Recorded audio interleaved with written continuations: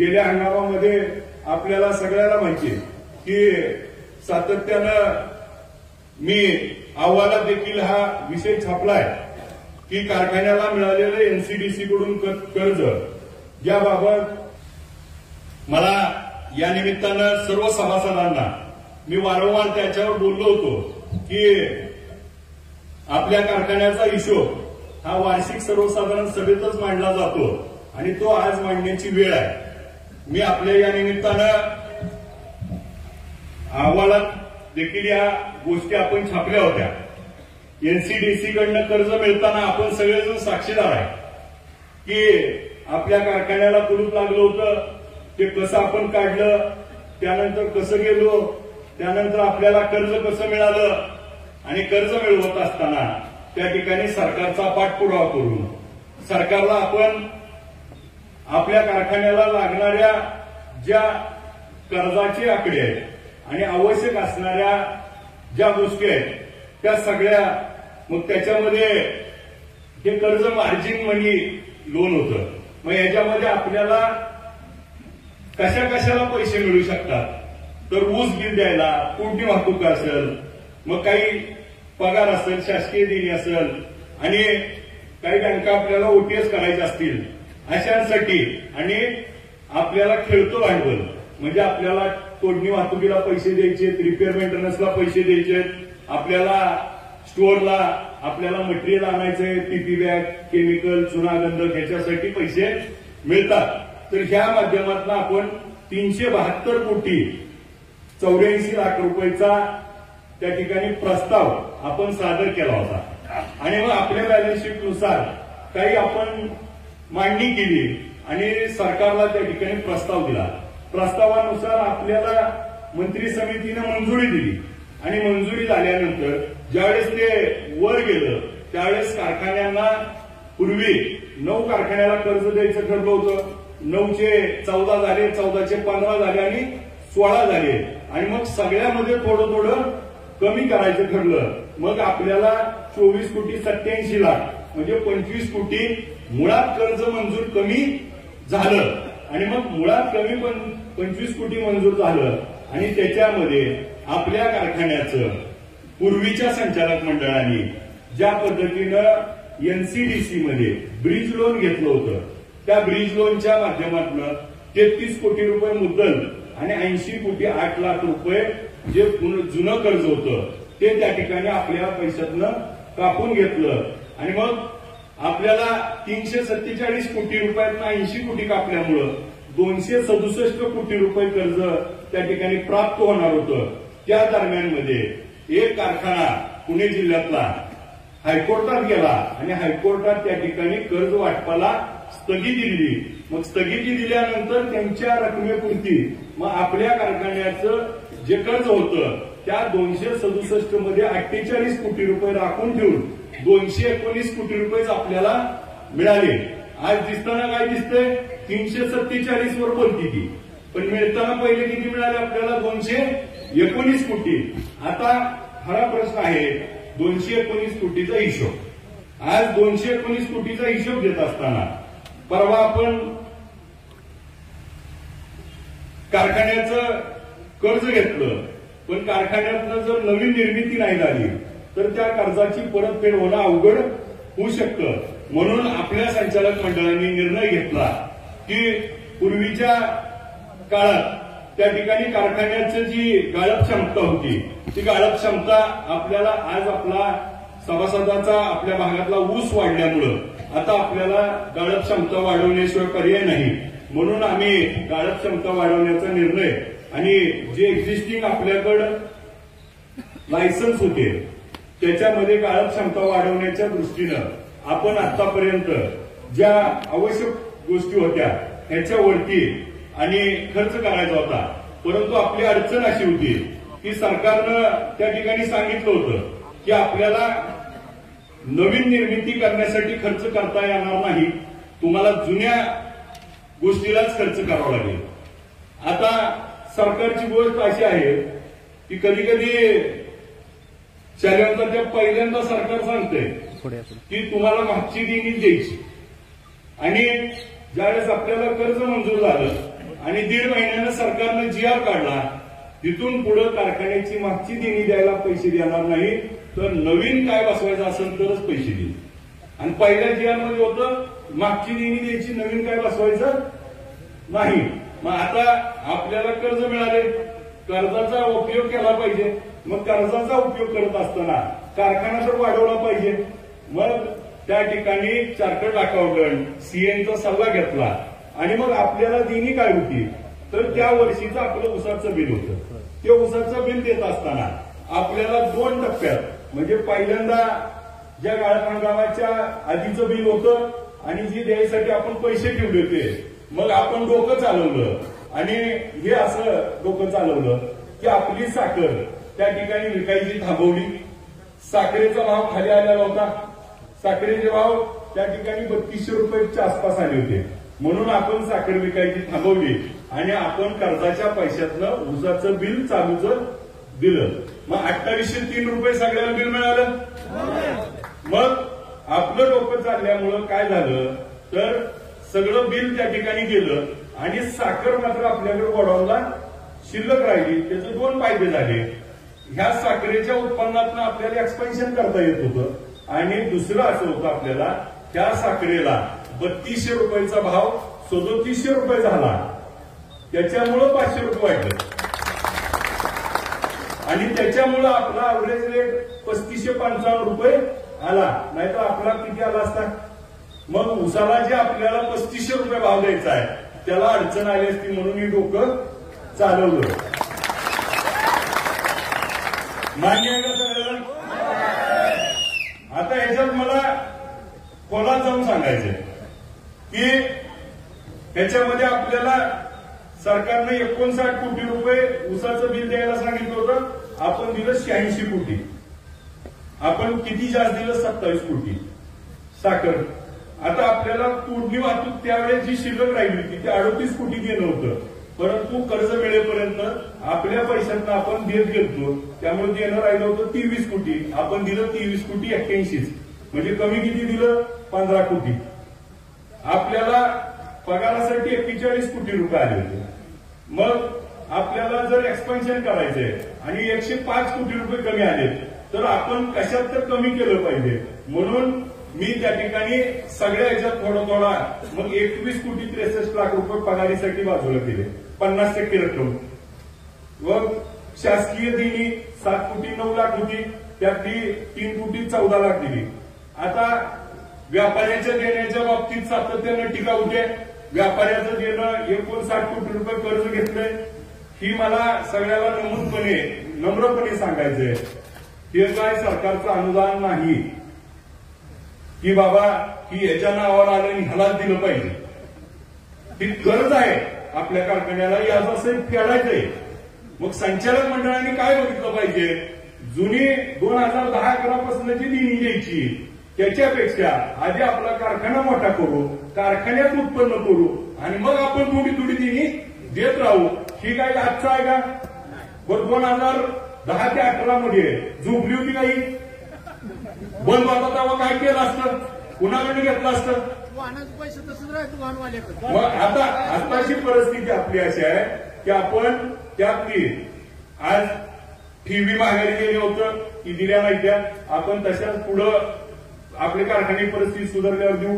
आपल्या ठेवी म्हणजे कोणत्या परत गैरसमज होईल. आपण निवडून आल्यावर कारखाना चालवायला अडचण होती, पैसे मिळत नव्हते. म्हणून आम्ही संचालक मंडळाने आपल्या सभासदाला आव्हान केलं होतं, आठवत असेल पहिल्या वार्षिक सभेत. तर कुणी 2 लाख 5 लाख 10 लाख असं 7 कोटी महाराज 9 लाख रुपये गोळा झाले आणि सरकार म्हणतं की हे ठेवी घेता येत नाहीत. मग सरकारचं धोरण बघा, काही वर्षापूर्वी 2022 मध्ये घेता येत नाही म्हणत होतं आणि 2023 ला GR काढलाय की सरसकट सगळ्याकडनं आता ठेवी घ्या. त्यामुळं आता आपल्याला ठेवी घ्यायला परवानगी असल्यामुळे आपण त्या ठेवी परत दिल्या नाहीत आणि त्याला आपण व्याज देतोय. भविष्याच्या दृष्टीनं आपल्याला याच्यामध्ये आपल्या सगळ्याचं सहकार्य देखील लागणार आहे. आपल्या कारखान्याची बँक ऑफ बडोदा ची कर्ज होतं ते 15 कोटी 12 लाख रुपये होतं. आपल्याला सगळ्याला माहिती आहे ते 15 कोटी 12 लाखाचं कर्ज जवळपास 29 कोटीच्या आसपास गेलं होतं. आणि मग आपण ओटीएस चा प्रस्ताव बँकेपुढे ठेवला आणि बँकेला त्या ठिकाणी आपण 5 कोटी 5 लाखात आपण मिटवलं. मागच्या वार्षिक सभेत पण आपण हे सांगितलं होतं. आणि मग ते आपण विचार केला तर आपल्या मुद्दलाच्या पण 30% आपण आलो. दुसरं एक होतं की आपल्याला एनसीडीसीचं जे लोन आहे आणि आपल्या कारखान्याचं बँक ऑफ इंडियाचं आपण लोन होतं. आता त्याच्याबाबत पण टीका टिप्पणी झाली. मला त्याच्याबाबत पण आपल्याला खुलासा करायचा आहे की बँक ऑफ इंडियाच्या बाबतीमध्ये 843 लोकांच्या नावावर 58 कोटी 19 लाख रुपये कर्ज घेतलं होतं. ते व्याजासहित झालं होतं 71 कोटी 70 लाख. आणि मग त्यावेळेस ओटीएस करत असताना आता बघा आपलं ही ओटीएस झालं 19 साली. आता आपण मुद्दलाच्या 30% भरले. मुद्दलाच्या त्यावेळेच्या संचालक मंडळाने मुद्दलाच्या 60% भरली. कोणाला आगाव गेलं? सभासदच कारखान्याचं गेलं ना. ते 33 कोटी रुपये ठरलं होतं. ते ओटीएची रक्कम जे हप्ते भरायचे होते ती वेळेत भरले गेले नाहीत म्हणून 94 लाख रुपये दंड लागला. आणि कायदेशीर वगैरे सगळं मिळून 2 कोटी 68 लाख 78 लाख रुपये सातत्यानं बँक आपल्याला मागत होती. आणि मग या 843 लोकांचं उतारे कमी बोजे त्याचं ओटीएस झालेलं त्याला दाखला मिळत नव्हता. परंतु आपण त्या ठिकाणी सगळ्यात महत्वाची अडचण काय होती त्यातली तर त्याचं 50 लाखावर सेटलमेंट केलं आपण. जे 2 कोटी 78 लाख होते. परंतु त्याच्यातला महत्वाचा बाजू असा होता की आपल्या कारखान्यानं पूर्वी एनसीडीसी कडनं ब्रिज लोन घेतलं होतं जे एसडीएफ साठी घेतलं होतं आणि ते 19 कोटी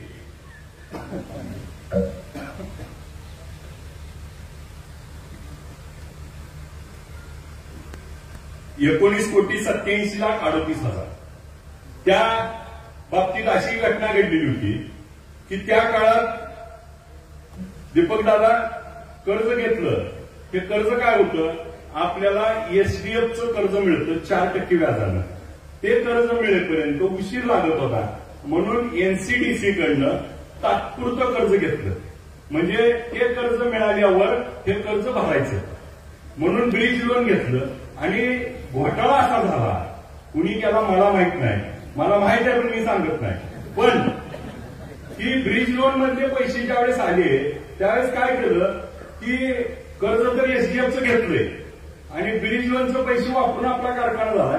ज्यावेळेस एसडीएफचं पैसे येणार ती बँक ऑफ इंडियात आलं आणि तिथं खाते नंबरच बदलला आणि ती पैसे तिसरीकडेच गेलं. ती बी कर्ज राहिलं आणि एनसीडीसी बी राहिलं. त्याच्यामुळे एनसीडीसी बँकेनं दिल्लीमध्ये डीआरटी केस केली आपल्या कारखान्यावर आणि बँक ऑफ इंडियावर. आणि मग बँक ऑफ इंडियाचे एक अधिकारी होते त्यात गुंतले होते ते बदलाबदली. आणि मग बँक ऑफ इंडिया आपल्याला म्हणत होती की आम्ही 843 लोकांचं सगळं सरळ करतो पण आमची ती दिल्लीतली आमच्या बँकेवरची केस काढा. आता सांगताना मोठं बोल केली पण मी लय खोला गेलो तर लय अपदा आहे. पण मी करत नाही. आपलंच आहे म्हणून झाकून यायला बघतोय उघडायला होती ती. माझं म्हणणं काय ओटीएस झालं उशीर झाला मान्य आहे. आम्ही 50 लाखात मिटवलं त्याचं दाखलं दिलं. का पोटात दुखतोय तीच कळत नाही. दाखले देणे म्हणजे शेतकरी मोकळा करणे. शेतकऱ्याला दाखले दिले त्याला पुन्हा कर्ज द्यायची सोय करून दिली. मग अशा पद्धतीने ज्यावेळेस कोर्टात पंढरपूरच्या केसेस चालू होत्या छत्रपती संभाजीनगरच्या कोर्टात केस चालू होती त्या कोर्टात आपण ही कॉम्प्रोमाइज डीड केली. दिल्ली कोर्टातलं जे आपल्याला कर्ज मिळालं होतं 347 मधलं त्यातलं जे 80 कोटी कापून घेतलं ना ती या गोळात होतं बघा. आणि मोठं बोलती 347 हिशोब मागती. गोळ सांगितल्यावर त्या गोळात 80 कोटी घालवले होतं. आणि मग मुद्दा असा झाला की त्या 80 कोटी गेलं म्हणून आपल्याला डीआरटी कोर्टात ती केस काढता आली. ती केस काढली आणि 800 लोकांचं सगळं दाखलं घेता आलं. मग ती दाखलं जर 2019लाच तुम्ही ओटीएस केलं तर द्यायला काय अडचण होतं. ही गुटलं होतं ती सांगते ती का ही कुठलं होतं, ही मोकळं करायला मला जे आतापर्यंत दिवस लागले आणि मग 843 लोकांना त्या ठिकाणी डीआरटीतनं आपण सगळ्या वसुल्या थांबल्या. बँक ऑफ बडोदाची जवळजवळ 1000च्या वर लोकांचा आता त्या ठिकाणी पुन्हा कर्ज मिळायचा आणि मार्ग सोपा केला.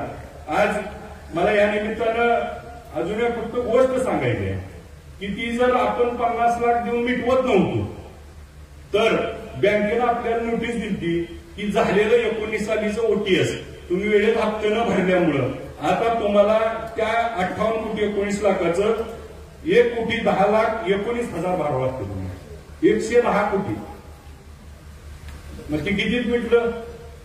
म्हणजे ही गोष्ट आपल्याला का सगळी फोडून सांगतोय तर माझी जबाबदारी आहे की सभासदाला सगळ्या गोष्टी माहित पाहिजे. मी आयडिया करायला उत्तर द्यायला काय मोकळा? मागच्या ह्याच्यात जर बघितलं तर आता त्याचा तोटा कुठं कुठं झाला सांगतो मला. आता आपण अहवाल वाचला असेल, आता अहवालात काय होणार आहे तुम्हाला सांगतो. आपल्या तालुक्यातली नाही ती शेजारच्या तालुक्यातल्या आपला अहवाल वाचून हिशोबन तोटा सांगतील आपला. मागच्या निवडणुकीत बघितले त्यांच्यासाठी मी आपल्यासाठी सगळ्याला सांगतो. ती काय सांगणार आहे तीच आज सांगतो. आता काय दिसतंय आपल्या कारखान्याला यावर्षी तोटा झाला. तोटा होण्याची 2 कारणं आहेत. एक जी 46 कोटी रुपये म्हणजे 34 कोटी मुद्दल 46 कोटी रुपये व्याज ही 80 कोटी कापून घेतली, पण त्याची तरतूदच आपल्या मागच्या बॅलन्स शीटला केलेली नव्हती. त्यामुळे आता 46 कोटी व्याज तर गेलं, त्यामुळे ती 46 कोटीचा तोटा आपल्याला दिसतोय. आणि मागच्या वर्षी आपल्याला पण माहिती आहे की 2825 रुपये भाव द्यावा लागला. आता काय आपण 2825, 2850 असं करत 3000वर नेतो. वरचा भाव जी द्यायचा आहे त्याच्यासाठी अनुदान म्हणून आपण दिलं, कारण आपल्याला तसा भाव नियमानं म्हणून मग ती तोटा आपल्याला वरचा दिला असा दाखवावा लागतोय. मग ही गोष्ट सगळ्याला माहित असावी म्हणून ही सगळ्या गोष्टी आपण सगळ्या समोर मांडतोय. आज बँक ऑफ बडोदाच्या 245 लोकांचं त्या ठिकाणी आता खातं क्लिअर झालंय आणि बँक ऑफ इंडियाच्या 843 लोकांचं त्या ठिकाणी आता खातं क्लिअर झालंय. आज याचबरोबर आपल्या कारखान्याला जसं मगाशी आपल्याला सांगितलं की आपल्या कारखान्याची नवीन, मग त्याचं उदाहरण म्हणून फक्त एक आपल्याला सांगतो की आता आपण कारखान्याची मशिनरी दुरुस्ती, नूतनीकरण आणि नवीन याच्यासाठी आतापर्यंत 76 कोटी 91 लाख रुपये आतापर्यंत खर्च केला आणि म्हणून आता आपला कारखाना तो 14,000 टनाला चालणार आहे. आता याच्यातलं काय होतं तर काही जण म्हणजे ज्याचं पैसे त्याला मागच्या व्यापाऱ्याचं देण्यापेक्षा नवा कारखाना होणं महत्वाचं होतं नाही. बरं, आता आपण जी टाकले 8,000 टनाच्या एफएफबी, 8,000 स्क्वेअर मीटरच्या एफएफबी टाकल्या, त्या एफएफबी कर्मचारी बसले त्यांना पण माहिती आहे की आता सगळ्यात ऍडव्हान्स टेक्नॉलॉजी टाकली. त्यामुळे पुढचे 25 वर्ष आता आपल्या कारखान्याला मागे वळून बघायची गरज नाही. आणि मग पॅन सेक्शन आपण ऑटोमेशन मध्ये घेतलाय, सर्क्युलेटर टाकले, पूर्वीची उल्का मिल ऑटोमेशनवर आहे, बॉयलर ऑटोमेशनवर झाले, आता टर्बाइन ऑटोमेशन आणि आता बॉइलिंग हाऊस आणि पॅन सेक्शन ऑटोमेशन, सेंट्रिफ्युगलला आपण वाढवलंय. ह्याच्यामुळं आपल्या कारखान्याचं त्या ठिकाणी मिलिंग टेंडम 3 होते, त्यातले 2 आपल्याकडे एक पूर्वीचा आपल्या काळाच्या आधी विकला गेला होता, त्यामुळे 2 मिलिंग टेंडम मध्ये एकच चालू होता. आता आपल्याला दोन्ही मिल चालवून आपल्याला दोन्हीच्या माध्यमातून क्रशिंग करता येईल. मला या निमित्तानं फक्त एक आकडेवारी सांगतो. आपला कारखाना 1973 ला नोंदणी झाला आणि 1979 ला ट्रायल सीझन झाला, 79 ते 80. आणि मग अण्णांच्या काळामध्ये 1979 ते 85 1250चा 2000 टन झाला. त्याला त्या ठिकाणी 6 वर्ष लागले 1250चा 2000 करायला. मग 1985 ते 90 साली त्या ठिकाणी 5 वर्षात तो 2000चा 3500 टन केला, 1,500 टन वाढवला.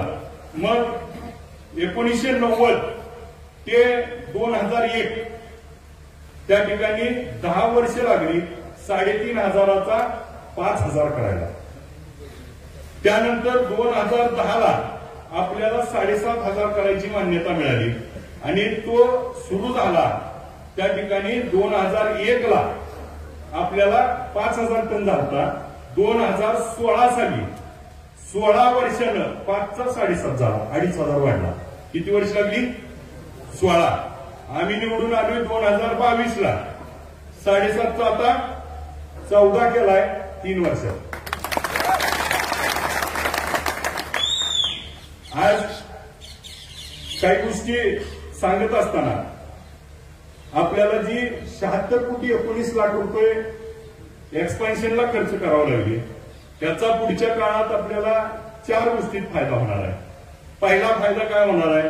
तर 220 टन स्टीम आपल्याला कारखान्याला आहे 3 बॉयलरची, आणि त्या 3 बॉयलरवरती पूर्वी आपलं 30 टन 30 मेगावॅट टर्बाईन होतं. आता आपण 3 आणि 2.5 जुनं त्या ठिकाणी चालू करायला घेतलंय. ते 5.5 मेगावॅट वाढल्यामुळं आपल्याला जुन्या टर्बाईन मधनं कारखाना चालल आणि जे मोठे त्याच्यातनं आपण लाईट एक्सपोर्ट करू. आपल्या इतिहासात आपण निवडून आल्यापासून सगळ्यात जास्त एक्सपोर्टचा देखील आपलाच उच्चांकी आहे. आणि मग आता पुढच्या काळामध्ये 6 कोटी युनिट लाईट एक्सपोर्ट करण्याचा त्या ठिकाणी आम्ही उद्दिष्ट ठरवलंय आणि त्याच्या माध्यमातून आपल्याला मोठा फायदा शेतकऱ्याला दर देण्यासाठी होणार आहे. याचबरोबर त्या ठिकाणी आपल्या कारखान्याचं जे डिस्टिलरी प्रकल्प आहे हा 30,000 लिटरचा होता. त्याला मॉडिफिकेशन करून 50-55,000 केलं. गेल्या वर्षी दोन्ही कॉलम त्या ठिकाणी डिस्ट्रॉय झाले, त्या ठिकाणी बदललेत. आणि आता आपल्या सगळ्याच्या माध्यमातून गेल्या वार्षिक सभेत देखील इथेनॉल प्रकल्प 100 KLPDचा टाकण्याची आपण सूचना मांडली होती, आपण मान्यता दिली होती आणि त्याचं आता काम चालू आहे. त्यामुळे 100 KLPD 1,00,000 लिटरची इथेनॉलची आता आपली काम सुरू आहे आणि ती आपल्याला जानेवारीपर्यंत चालू होईल. म्हणजे आपली एक्सपान्शन करण्याची जी भूमिका आहे त्याच्या मागचं कारण असं आहे की आपल्या भागातला ऊस वाढलाय, आपलं एकरी उत्पादन वाढलंय आणि मग आपला ऊस वेळेत जायला पाहिजे. शेतकरी नाराज न होता तर आपल्याला गाळप करण्याच्या दृष्टीनं आम्ही ही काही पावलं उचलले. त्याच्यामुळं ह्या नूतनीकरणासाठी म्हणजे आपण जर बघितलं असेल तर आपल्याला जी MSC नॅशनल फेडरेशन NCDC कडनं जे कर्ज आलं आणि उर्वरित जे आपण साखरेतनं तयार केलं, असं सगळं जवळजवळ आपल्याला 76 कोटी आणि त्याचा जर आपण GST आणि पकडला तर आज 100 कोटीच्या आसपास आपला खर्च होतोय. आता मुद्दा असा आहे, आपल्याला आले 267 कोटी, त्याच्यात आपण मग काही जणांनी सांगितलं 1100-1200 कोटी कर्ज आहे कारखान्यावर. मला त्या निमित्तानं पण ते आपल्याला सांगायचंय की आपल्या कारखान्यावर कर्ज किती आहे. की आपल्या कारखान्याचा जर आपण विचार केला तर आता फक्त आपले पाटील साहेब MSC बँकेत बसलेत. फक्त MSC बँकेचं त्या ठिकाणी कर्ज सोडता आता आपण bank of Baroda, bank of India, NCDC हे सगळं कमी केल्यामुळं आपल्याला 392 कोटी कर्ज होतं आपण निवडून यायच्या आधी आणि व्याज वेगळं. आजच्या तारखेला आपण आतापर्यंत ही जी देणी द्यायची होती त्याच्यातलं उदाहरण म्हणून तुम्हाला थोडक्यात वाचून दाखवतो की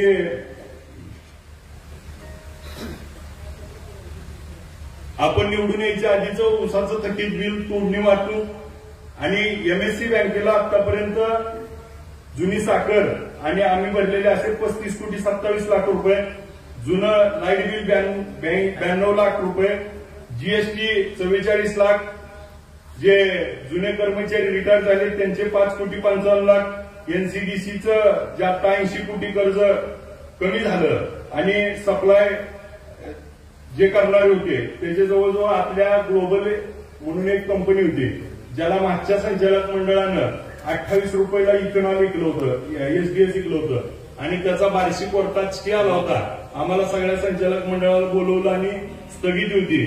तर त्या कोर्टाच्या आदेशानुसार 11 कोटी रुपये आपण जुनं दिलं आणि bank of India, bank of Baroda असं मिळून आजपर्यंत आम्ही निवडून आल्यापासून आतापर्यंत मागचं 175 कोटी 82 लाख रुपये देणं दिले.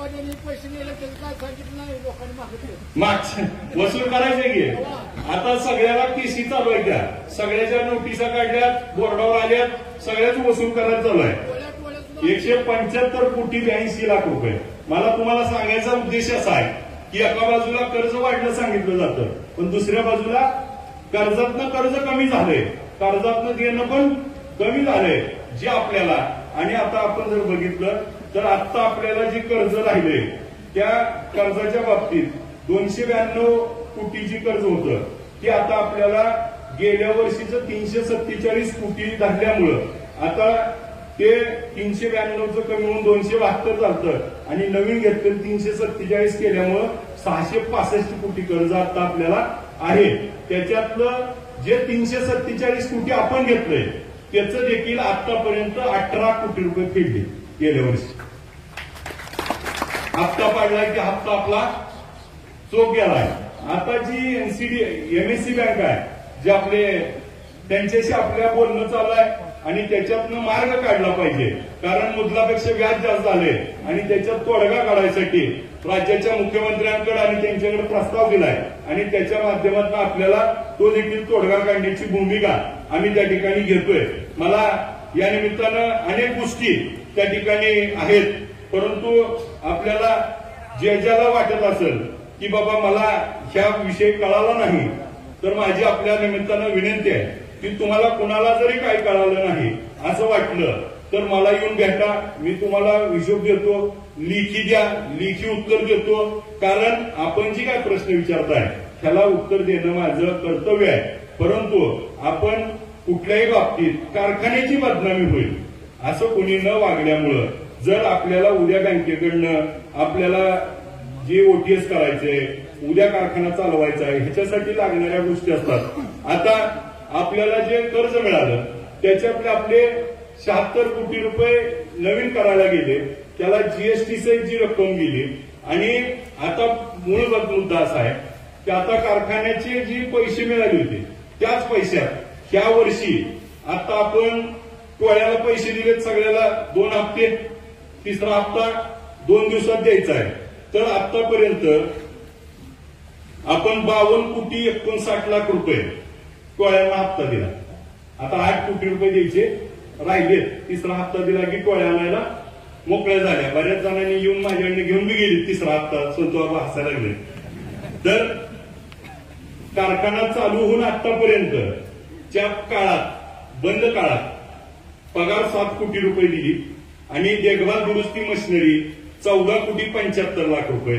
म्हणजे आजच्या तारखेला 74 कोटी 34 लाख रुपये हे पैसे खरंचले टोळ्याला पैसे दिले म्हणजे पैसे दिले नाही हे पैसे आले कुठनं 1 रुपया कर्ज घेतलं मागच्या पैशातलं शिल्लक ठेवलं पूर्वत आणलंय एक कारखान्यात 150 कोटी घेऊन दुसऱ्याला चालवायला द्यायला लागली ती आम्ही म्हटलं त्यातच भागवलं नाही माझ्यावर टीका करत असतील